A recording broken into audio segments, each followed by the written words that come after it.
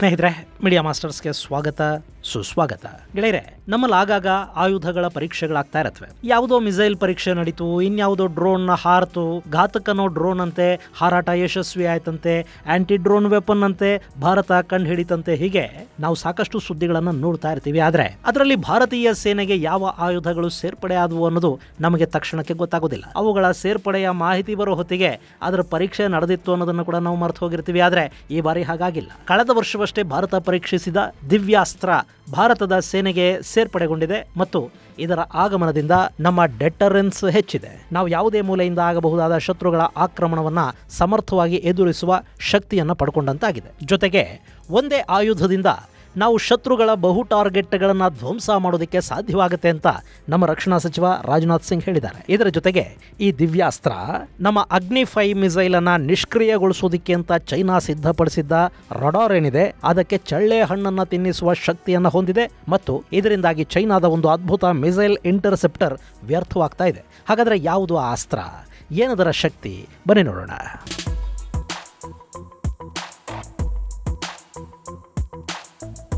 ಗೆಳೆಯರೆ, ಮೊನ್ನೆ ರಕ್ಷಣಾ ಸಚಿವ ರಾಜನಾಥ್ ಸಿಂಗ್ ಭಾರತೀಯ ಸೇನೆಗೆ ಸೇರ್ಪಡೆಯಾದ ಅತ್ಯಾಧುನಿಕ ಹಾಗೂ ಅತ್ಯಂತ ಭಯಾನಕ ಆಯುಧ ಅಗ್ನಿ-5 ಬಗ್ಗೆ ಮಾಹಿತಿಯನ್ನು ಕೊಟ್ಟಿದ್ದಾರೆ. ಈ ಬಾರಿ ನಿಯೋಜನೆಗೊಂಡಿರುವುದು ಅದರ ಅತ್ಯಾಧುನಿಕ ಮಾದರಿ ಅಗ್ನಿ-5 MIRV, ಅಂದ್ರೆ ಮಲ್ಟಿಪಲ್ ಇಂಡಿಪೆಂಡೆಂಟ್ಲಿ ಟಾರ್ಗೆಟಬಲ್ ರೀ ಎಂಟ್ರಿ ವೆಹಿಕಲ್. ಇದನ್ನ ಭಾರತೀಯ ಸೇನೆಗೆ ಕೊಡಲಾಗಿದೆ. ಈ ಮೂಲಕ ನಮ್ಮ ಮಿಸೈಲ್ ಶಕ್ತಿ ಇನ್ನಷ್ಟು ಹೆಚ್ಚಾದಂತಾಗ್ತಾ ಇದೆ. ಗೆಳೆಯರೆ, ಅಗ್ನಿ ಹೆಸರಿನ 5 ಮಾದರಿಯ ಮಿಸೈಲ್ಗಳು ನಮ್ಮ ಬಳಿ ಇವೆ. ಅದರ ಜೊತೆಗೆ ಈಗ MIRV ಕೂಡ ಸೇರ್ಪಡೆ ಆಗ್ತಾ ಇದೆ.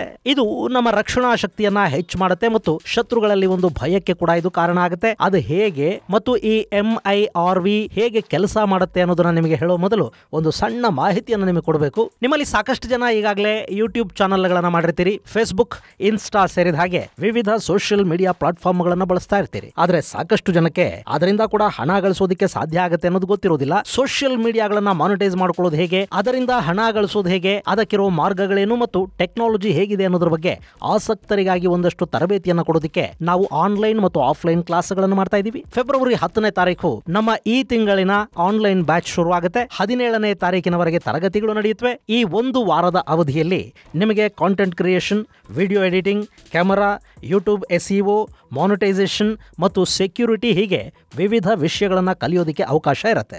ಈ ಬಗ್ಗೆ ನಿಮಗೆ ಆಸಕ್ತಿ ಇದ್ರೆ 9972379459 ನಂಬರ್ಗೆ ಸಂಪರ್ಕ ಮಾಡಬಹುದು. ಇನ್ನು ವಿಷಯಕ್ಕೆ ಬಂದ್ಬಿಡೋಣ.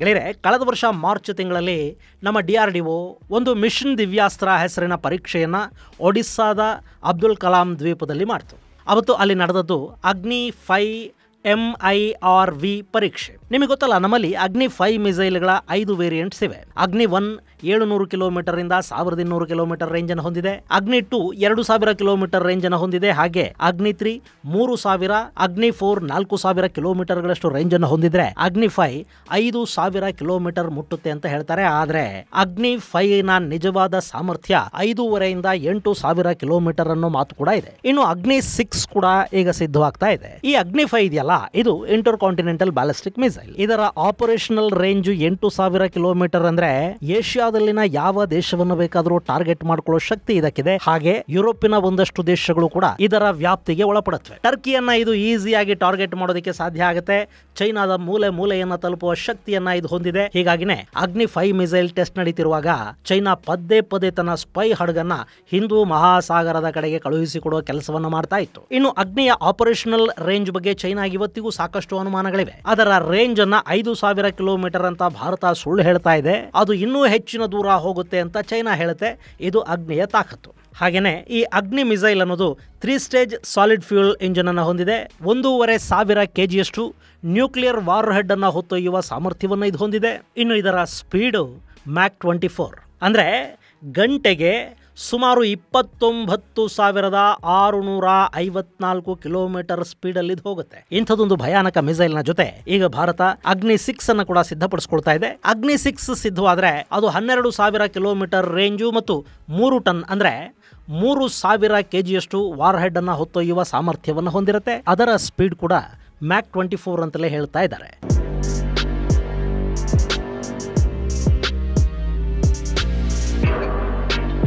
ಗೆಳೆಯರೆ, ಇವತ್ತು ರಷ್ಯಾದ ಅವೆಂಜರ್ ಮ್ಯಾಕ್ 27 ಸ್ಪೀಡನ್ನು ಹೊಂದಿದೆ. ಇನ್ನು ಚೈನಾದ DF-41 ಮ್ಯಾಕ್ 25 ಅಂದರೆ ಗಂಟೆಗೆ 31,425 ಕಿಲೋಮೀಟರ್ ವೇಗವನ್ನು ತಲುಪುತ್ತೆ. ಇನ್ನು ಮೂರನೇ ಸ್ಥಾನದಲ್ಲಿ ಅಮೆರಿಕದ ಮಿಸೈಲ್ಗಳಿವೆ. ಅವು 24 ಮ್ಯಾಕ್ ಸ್ಪೀಡ್ ಅನ್ನು ಹೊಂದಿವೆ. ಭಾರತದ ಅಗ್ನಿ ಕೂಡ ಈಗ 24 ಮ್ಯಾಕ್ ಸ್ಪೀಡ್ ಅನ್ನು ಹೊಂದಿದೆ.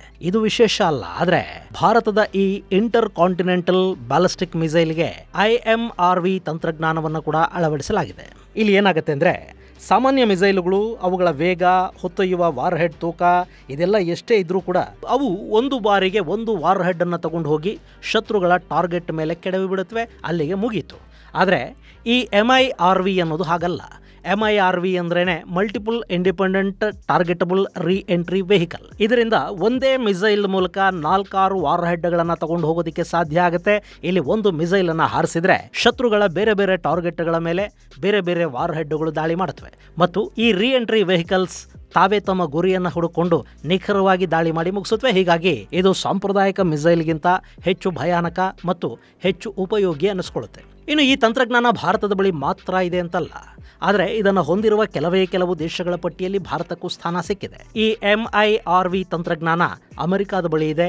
ಯುನೈಟೆಡ್ ಕಿಂಗ್ಡಮ್, ಫ್ರಾನ್ಸ್, ರಷ್ಯಾ ಹಾಗೂ ಚೈನಾಗಳ ಬಳಿ ಕೂಡ ಈ ತಂತ್ರಜ್ಞಾನ ಇದೆ. ಈ ಎಲೈಟ್ ದೇಶಗಳ ಪಟ್ಟಿಯಲ್ಲಿ ಈಗ ಭಾರತಕ್ಕೂ ಸ್ಥಾನ ಸಿಕ್ಕಿದೆ.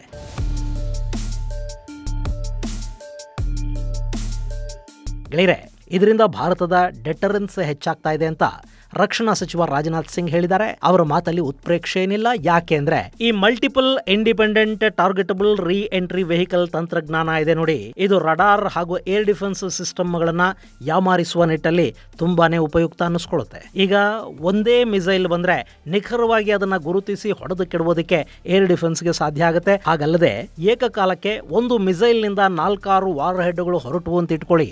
ಆ ಸಂದರ್ಭದಲ್ಲಿ ಏರ್ ಡಿಫೆನ್ಸ್ ಕೂಡ ಕನ್ಫ್ಯೂಸ್ ಆಗುತ್ತೆ. ಅದು ಎಚ್ಚೆತ್ತುಕೊಳ್ಳೋ ಹೊತ್ತಿಗೆ ಈ ಡಿಫೆನ್ಸ್ ಬ್ಯಾಟರಿಗಳನ್ನ ಮಿಸೈಲ್ ನಾಶ ಮಾಡೋದಕ್ಕೆ ಕೂಡ ಅವಕಾಶ ಇರುತ್ತೆ. ಇನ್ನು ನಮ್ಮ ಅಗ್ನಿ ಮಿಸೈಲ್ ಪರೀಕ್ಷೆಯ ಸಂದರ್ಭದಲ್ಲಿ ಪದೇ ಪದೇ ಇಣುಕಿ ನೋಡಿದ ಚೈನಾ ಅಗ್ನಿಯನ್ನ ಸಮರ್ಥವಾಗಿ ಎದುರಿಸೋದಕ್ಕೆ ಬೇಕಾದ ವರುಣಾಸ್ತ್ರ ಅನ್ನೋ ಹಾಗೆ ಒಂದು ಭಯಾನಕ ಮಿಸೈಲ್ ಇಂಟರ್ಸೆಪ್ಟ್ ಅನ್ನ ಸಿದ್ಧ ಮಾಡಿಕೊಳ್ತು. ಅದರ ಹೆಸರು HQ-19. ಇದು ಎಷ್ಟು ಖತರ್ನಾಕ್ ಅಂದ್ರೆ ಪ್ರತಿ ಸೆಕೆಂಡ್ಗೆ 10,000 ಮೀಟರ್ ಮುಟ್ಟೋ ಸಾಮರ್ಥ್ಯ ಇದಕ್ಕಿದೆ. ಜಗತ್ತಲ್ಲಿ ಅಮೆರಿಕ ಬಿಟ್ರೆ ಇದನ್ನ ಸಾಧಿಸಿರುವುದು ಚೈನಾ ಒಂದೇ. ಆದ್ರೆ ಈಗೇನಾಗುತ್ತೆ ಅಂದ್ರೆ ಈ ಮಲ್ಟಿಪಲ್ ವಾರ್ ಹೆಡ್ಸ್ ಬಳಕೆಯ ಕಾರಣದಿಂದ ಈ HQ-19 ಕೂಡ ಅಗ್ನಿ MIRV ಮುಂದೆ ಸ್ವಲ್ಪ ತಡಬಡಿಸಬೇಕಾದ ಪರಿಸ್ಥಿತಿ ನಿರ್ಮಾಣ ಆಗುತ್ತೆ. ಈ ನಿಟ್ಟಲ್ಲಿ ಭಾರತ ಡೆಟರೆನ್ಸ್ ಅನ್ನ ಸಾಧಿಸಿದೆ ಅನ್ನೋದು ರಕ್ಷಣಾ ಸಚಿವರ ಮಾತು. ಅದೇನೇ ಇರಲಿ, ಇಲ್ಲಿ ಸಂತೋಷ ಪಡಬೇಕಾದ ವಿಷಯ ಅಂದ್ರೆ ಕಳೆದ ಮಾರ್ಚ್ ತಿಂಗಳಲ್ಲಿ ಪರೀಕ್ಷೆ ನಡೆಸಿದ ತಂತ್ರಜ್ಞಾನವನ್ನ ಭಾರತ ವರ್ಷ ಕಳೆಯೋ ಮೊದಲೇ ನಿಯೋಜನೆಯ ಹಂತಕ್ಕೆ ತಗೊಂಡು ಹೋಗಿದೆ ಅನ್ನೋದು. ಇದು ಗೆಳೆಯರೆ ಅಗ್ನಿ MIRV ಕುರಿತಾದ ಒಂದಷ್ಟು ಮಾಹಿತಿ. ಮುಂದಿನ ಸಂಚಿಕೆಯಲ್ಲಿ ಮತ್ತಷ್ಟು ವಿಶೇಷಗಳ ಜೊತೆ ಮತ್ತೆ ಭೇಟಿಯಾಗೋಣ. ಅಲ್ಲಿವರೆಗೆ ಜೈ ಹಿಂದ್, ಜೈ ಕರ್ನಾಟಕ.